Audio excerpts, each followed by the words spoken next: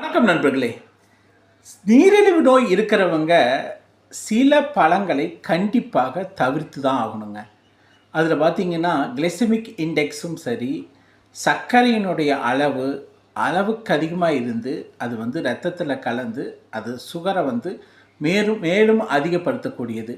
அது பார்த்திங்கன்னா மாம்பழம், சப்போட்டா, சீத்தாப்பழம் இதெல்லாம் பார்த்திங்கன்னா டைரெக்டாக பிளட்டில் பிளட் சுகரை அதிகப்படுத்தக்கூடியது. அது மட்டும் இல்லாமல் வாழைப்பழத்துலேயும் இந்த கிளைசெமிக் இண்டெக்ஸ் அதிகமாக இருக்குது. ரத்தத்தில் அது சுகர் ஈஸியாக பெனட்ரேட் ஆகிடும். அதனால் வாழைப்பழம் வாரத்தில் 2 தடவை 3 தடவைக்கு மேலே சாப்பிட வேண்டாம்.